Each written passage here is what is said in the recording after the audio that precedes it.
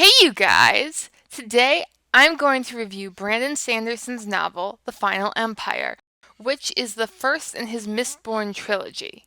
Like Star Wars A New Hope, this novel is known primarily as its series name, Mistborn. Mr. Sanderson has taken Booktube by storm, so I'm pretty sure that I'm the last person here to have read this book. To begin with my spoiler-free review, I will briefly say that if you like fencing, fighting, torture, revenge, giants, monsters, chases, escapes, true love, miracles. you'll like this book, though there aren't giants and no miracles. Mr. Sanderson provides an explanation for everything, so nothing qualifies as a supernatural phenomenon for which no known science has an explanation. On to the spoilers. This review will be split into mini reviews of world building, magic system, characters, and plot. Then I'll close with some final thoughts. World building. It's no secret that Brandon Sanderson is an excellent world builder, and this book lives up to the hype. At first, I was skeptical. How could a single empire hold an entire populace in the conditions of the slaves of the 17 and 1800s? Yet, Mr. Sanderson provides an in-depth history that makes the setting believable. With a grounded macrocosm, it is easy for the reader to invest in the microcosm stakes. The micro-world of Luthadil's thieving bands and our protagonist's precarious place in it makes perfect sense in their dreary authoritarian world. I enjoyed the small personality quirks that characters have from growing up in such a dark place, like Vin's inability to picture a plant as green. These little details increase the immersion factor tenfold.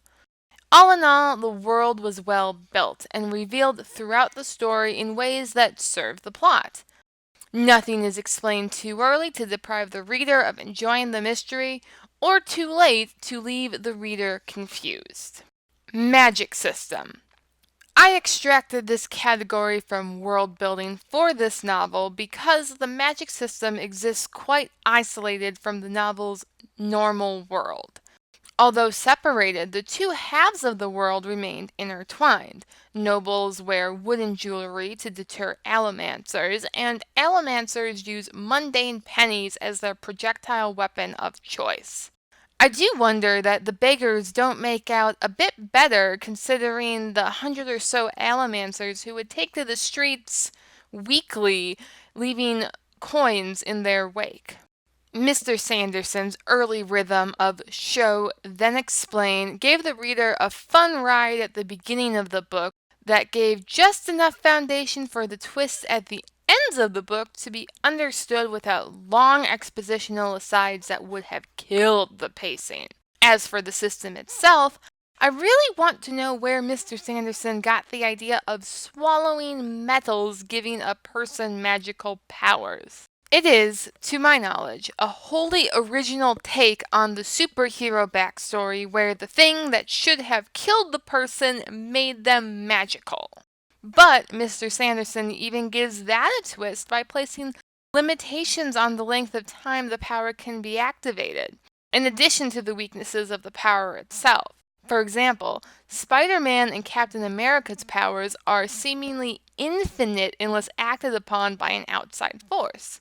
Allomancer's abilities are inherently finite.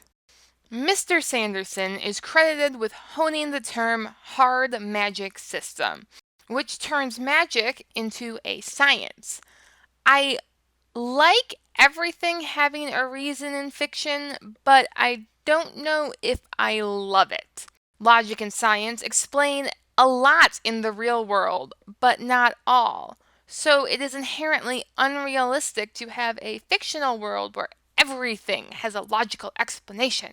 The Final Empire does leave the reader with a few unanswered questions that set up the rest of the series, but the answers provided in this book are enough to rob the climax of an awe-inspiring, miraculous moment. In particular, the Ska take to the streets after Kelsier's death because, as the reader knows, they were tricked by his Khandra into believing that he rose from the dead. It is not a moment of Ska cultural formation similar to the public outcry following John Brown's hanging, which was a major contribution to the outbreak of the Civil War. Rather, the reader is left viewing the public as a bunch of suckers. Yay? Characters. The Final Empire has a large cast of interesting characters with their own agendas and mannerisms.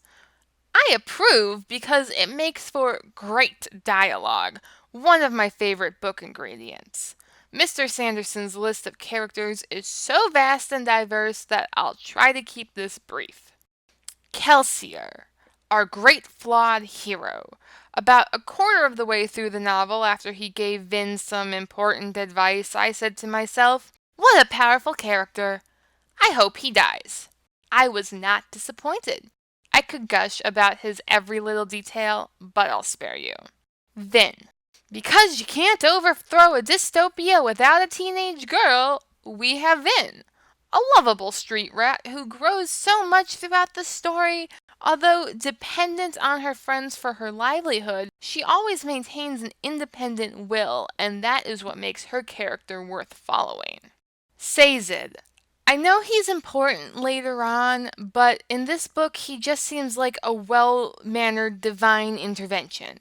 Although his lessons to Vin and Kelsier are at the heart of the climax, Mr. Sanderson does do a good job of not overusing him and hiding his influences in plain sight. The crew. The most honorable thieving crew I've seen since The Sting. Mr. Sanderson has said he based them loosely off of Ocean's 11, but those guys were neither as honorable nor were the stakes as high. Yeadon, the rebellion's leader, who is so forgettable I had to Google his name. He lessened my enjoyment slightly because, while it makes sense that a rebellion has endured 1,000 years without winning any battles, would have a negative and mildly incompetent leader, he was too unfit for command. He got his army killed so quickly that I'm surprised he survived the rebellion as long as he did. Elend Venture. We all know how much I love my noble-hearted nobleman.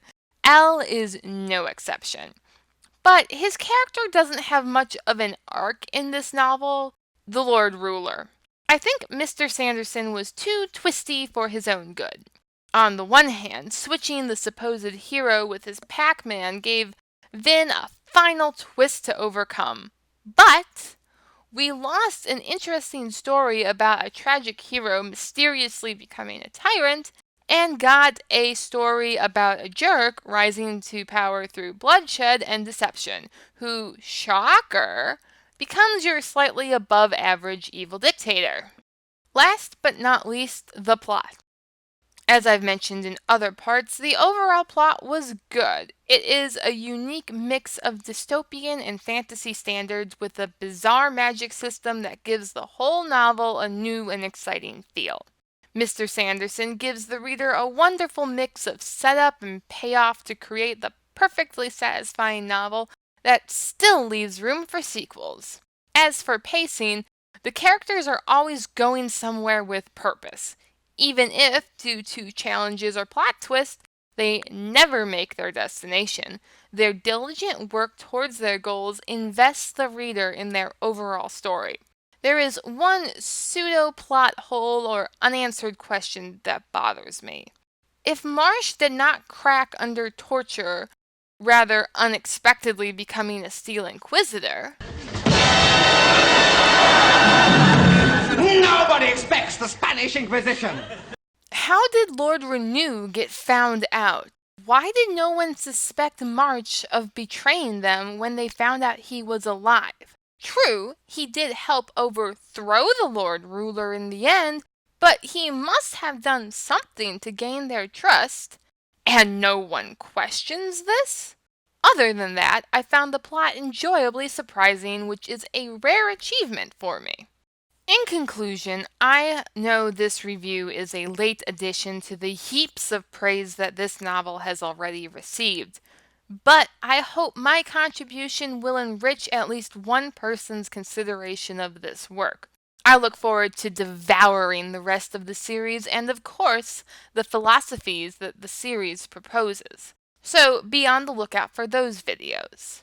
If you enjoyed this video, please like, share, and/or subscribe to see more. Thank you, your patronage is greatly appreciated.